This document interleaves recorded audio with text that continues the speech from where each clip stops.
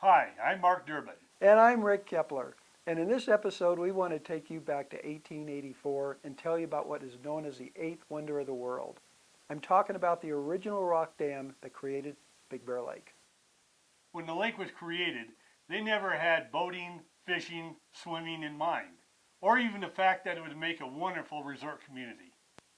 Big Bear Lake was actually built as a reservoir to provide water for a new community called Redlands, located at the base of the San Bernardino Mountains, which it did, but not without a lot of problems and controversy, many of which we are struggling with to this very day. This is a story of one man's vision, who through sheer will and determination managed to create the city of Redlands, design and build the rock dam at Big Bear Lake, all in a period of just 4 short years. And we're going to tell you how it all happened right now.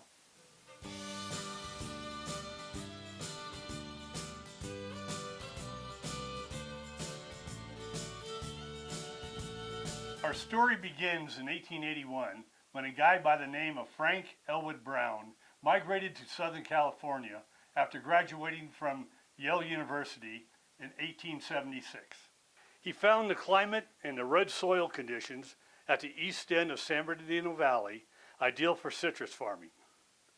Brown and his partner, Edward Judson, purchased 4,000 acres in that area and proceeded to establish the city of Redlands in November of 1881. It was later incorporated in 1888. Now, what is important to note is that the city of Redlands was getting a late start. Over 20 years earlier, the city of San Bernardino had already been incorporated in April of 1854. By the time Brown and Justin were getting started in Redlands, citrus farming was already well established and growing rapidly. Why all this matters is because Frank Brown and the new city of Redlands faced a serious problem. That's right. Ever since the 1850s, basically all of the water flowing from the San Bernardino Mountains into the Santa Ana Valley watershed was owned by just 2 water companies, and they were extremely protective of their water rights. So, for these new citrus orchards to grow and prosper, Frank Brown had to find a new, unclaimed, reliable source of water. So on horseback, Frank Brown took off into the San Bernardino Mountains looking for a source. And one of those trips took him to the top of San Gorgonio Mountain. And from there, he had a perfect view of the Big Bear Lake Valley. Brown noticed that it did not look like Bear Valley had any tributaries that drained directly into the Santa Ana River watershed. We should point out that 3 separate surveys of Bear Valley had already been conducted by the U.S. government in 1857, 1878, and 1880. This image is the actual map from the 1857 government survey showing Lower Bear Lake. All 3 of these surveys showed that Bear Valley already had 2 natural lakes. One at the east end of the valley called Upper Bear Lake that we now know as Baldwin Lake, and the second, a much smaller lake called Lower Bear Lake.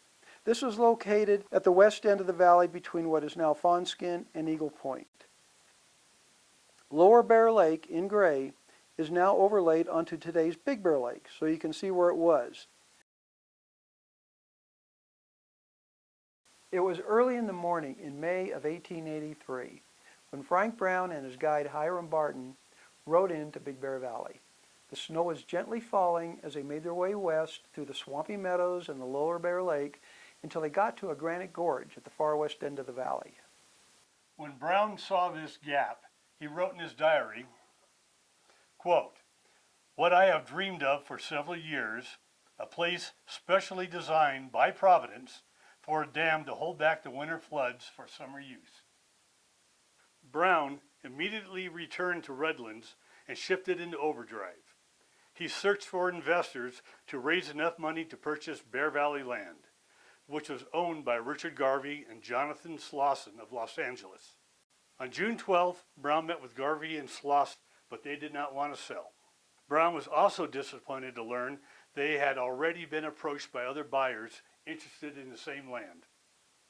But Brown was persistent.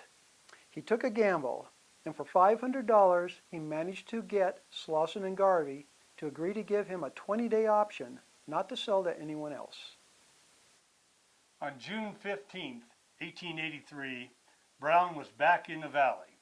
He was posting notices claiming all water rights to the water that flowed into Bear Valley and his intentions on building a dam. 2 days later, Brown was back in Los Angeles. Somehow, through sheer perseverance and luck, he finally managed to strike a deal with the reluctant Slauson and Garvey for their 3,280 acres of Bear Valley land for $22,500. Brown then returned to San Bernardino, and the sale was recorded on July 3, 1883. At the same time, Brown also closed the sale for an additional 700 acres of Bear Valley land from the Southern Pacific Railroad. An interesting side note, at the time, the county recorder was none other than William F. Bill Holcomb. Those of you who know Big Bear history will remember that Bill Holcomb was the man responsible for starting the gold rush in Holcomb Valley many years earlier in 1860. Finally, news of Frank Brown's intention to build a dam at Big Bear Valley was formally announced by the Riverside paper on July 7, 1883. As we stated at the beginning of this video, Frank Brown was a graduate of Yale in 1876. He graduated with a degree in engineering.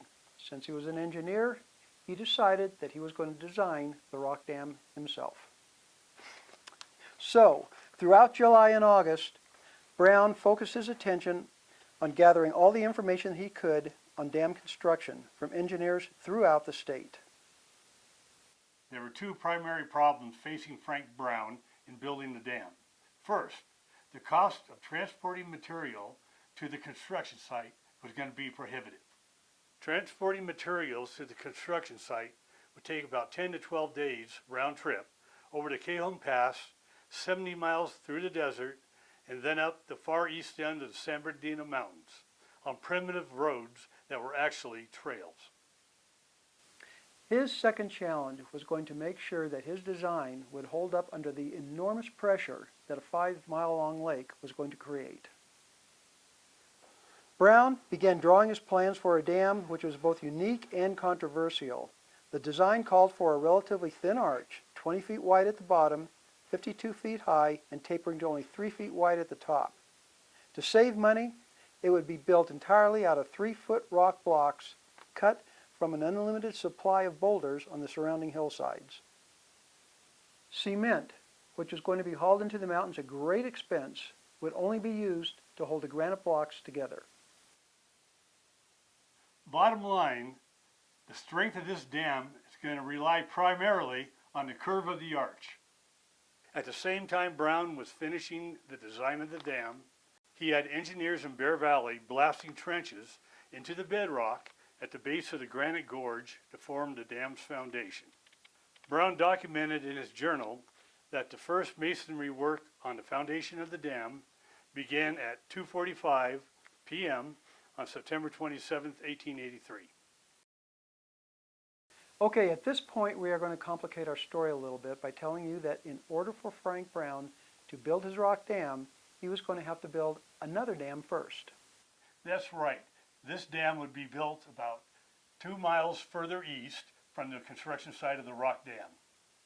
Horse-drawn scrapers were used to pile mud about 8 feet high from today's Lagunita Point on the south shore across the valley floor to over half a mile to Windy Point on the north shore. A wooden gate was built to release the water. As work on the rock dam slowly increased the height of the dam, water would be released from the mud dam. Workers would load heavy granite rocks onto rafts and then float them downstream to be used on the rock dam. All right, for the historical purist out there, it can be argued that it was this mud dam and not the rock dam that was the first dam built in Big Bear Lake. The mud dam and release gate worked well through the first year of construction in 1883. The rock dam foundation reached a height of 15 feet by the first week in November, and the workers were sent home for the winter. Frank Brown returned to Redlands on November 15, 1883. He left a small crew in Big Bear Valley to protect the buildings and maintain the integrity of the mud dam. Unfortunately, the 1883-1884 winter season was unusually harsh. The snow level at the construction site measured over 7 feet deep. With an enormous amount of runoff, by March of 1884, the mud dam began to fail.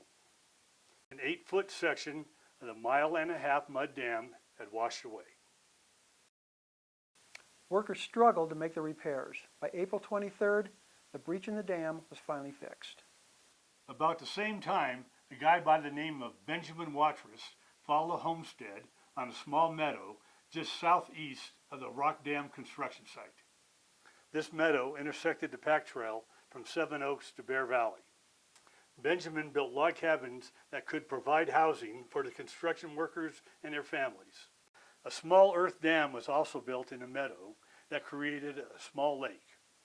The meadow also provided grazing land for pack animals that hauled supplies into the mountains. As the story goes, the construction workers and the teamsters would spend most of the time playing cards in their free time. And as a result, it got the name Bluff Lake that it has today. Another interesting historical note.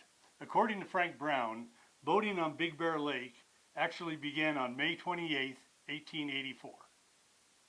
This was when he and 2 other men used a boat owned by rancher Gus Knight to paddle all the way from the east end of the valley to the west end. Brown stated in his journal that this was the first time anyone had ever traveled across the lake in a boat. It was the beginning of boating on Big Bear Lake. When Brown returned to the valley in the spring, on May 8, 1884, he was greeted by a solid wall of water pouring over the top of the newly constructed foundation. He noted in his logs that the stream was 33 feet wide and nearly 3 feet deep, but the foundation was holding strong. By June 14th, workers started arriving at McNeil Camp on the north shore of the lake to begin work on the rock dam. As the work progressed on the rock dam, Brown spent most of his time constantly recalculating his numbers to accurately determine the curve of the dam's arch. He knew that the strength of this dam would be determined by the shape of this arch, and his calculations needed to be precise. On August 23rd, Frank Brown sent a message to San Bernardino stating that construction of the rock dam was on schedule. A full 6 feet above the dam's foundation had been completed. In his journal, Frank Brown wrote, "If the Lord wills, we can finish this year." He also noted that it was his 28th birthday. By the end of September, the weather was getting cold, but the dam was nearing completion. On October 4th, Brown offered an extra 50 cents a day bonus to any worker who would remain on a job until completion. Brown then returned to Redlands, but work on the dam continued until Christmas Day. The cap across the top of the dam was never finished.